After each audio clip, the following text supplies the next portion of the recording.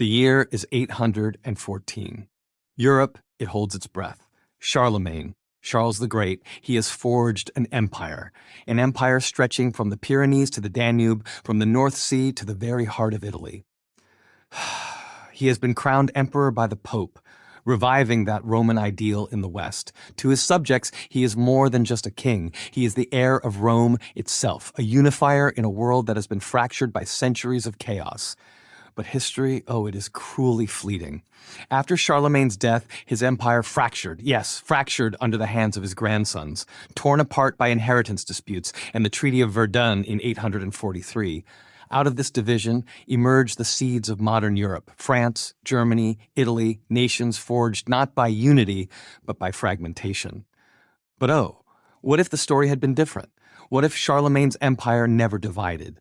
What if one colossal realm, imagine, if you will, an empire, a grand tapestry where the borders of France and Germany never hardened, a place where Latin, Frankish, and Germanic cultures blended seamlessly rather than splintering apart. Picture a Europe that isn't just a chessboard of rival kingdoms, but a singular, formidable imperial superpower. This isn't mere fantasy.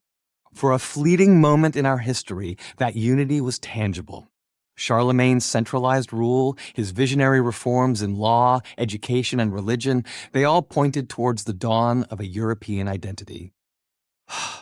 If only his successors had managed to hold it together, how different the trajectory of the entire continent, and maybe even the world, might have been. First, let's talk about power. A united Carolingian empire? It would have dwarfed its rivals. Picture this: the Vikings raiding the coasts of Francia, the Magyars pushing into Central Europe, even the Byzantine Empire lurking to the east, all would face a giant, not a fractured set of kingdoms. A centralized army, vast resources, unified leadership. Imagine the overwhelming force that could have repelled invasions. The age of endless feudal warfare? It might never have come. Now onto religion.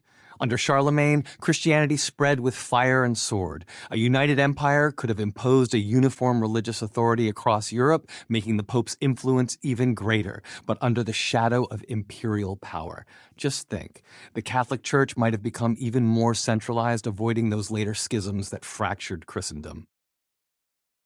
Next, language and culture. But that is not the Europe we know. Instead, after Charlemagne's death, his empire, it tore itself apart.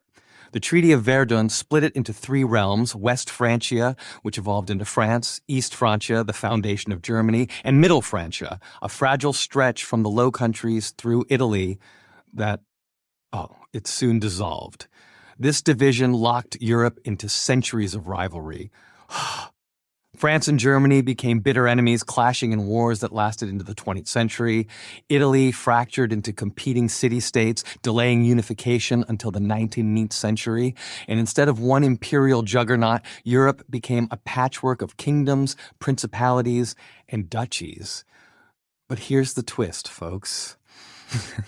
It was this very fragmentation, paradoxically, that fueled innovation. Competing states spurred the Renaissance, the Reformation, and the Scientific Revolution. All right, let's take a moment to explore this alternate path together, shall we? Step 1. Imagine Charlemagne's successors. Instead of splitting the realm apart, picture a single heir, Louis the Pious, stepping up to enforce strict succession laws. No more dividing lands among sons? No. The empire remains whole, united under one banner. Step 2. Now, let's talk defense and expansion. The Viking invasions of the 9th century, they're met not by fractured lords, but by a powerful imperial navy, patrolling the North Sea like a steadfast guardian. The Magyars? Crushed by a disciplined imperial army. This empire survives intact, its borders defended by unity. What a sight to behold. Step 3.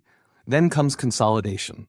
Over generations, we see the imperial institutions grow stronger, a central bureaucracy, education spreading like wildfire under imperial patronage, and a common legal code, BIN. You see, a single, united empire could have completely reshaped the cultural and intellectual landscape of Europe. Imagine, if you will, the Carolingian Renaissance, a moment in our history that was so brief and fragile, blossoming into a magnificent rebirth, centuries before we ever saw the Italian Renaissance. Unified support for the arts, sciences, and education could have led to the establishment of universities and academies long before Oxford, Paris, or Bologna ever came into being. And let's not forget about technology. Oh, the possibilities.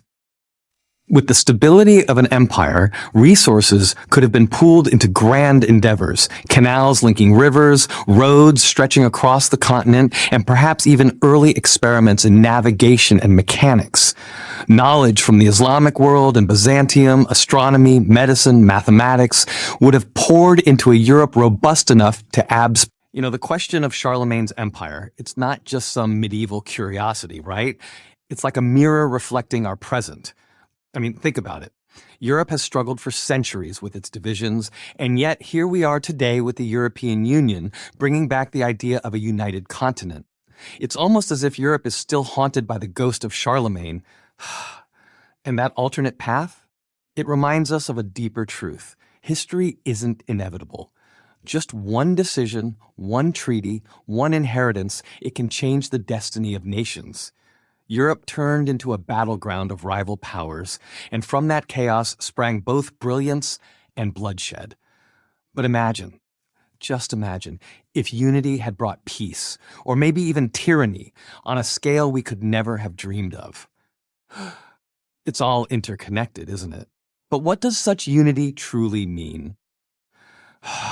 Is it a golden age filled with peace and stability, or could it become a suffocating empire where innovation and freedom are crushed under the weight of imperial control? Would Europe rise as a benevolent superpower, or would it become a tyrant, ruling over the globe with an iron fist? In reality, the division of Charlemagne's empire forged the Europe we know today, fractured, war-torn, yet bursting with creativity. But in this alternate world, history whispers of a different path, one where Europe united 1,000 years too soon. And so we are left with this haunting question. Was Europe's greatest strength its unity, or was it its division? The answer doesn't lie in the echoes of the past, but in the stories we continue to tell.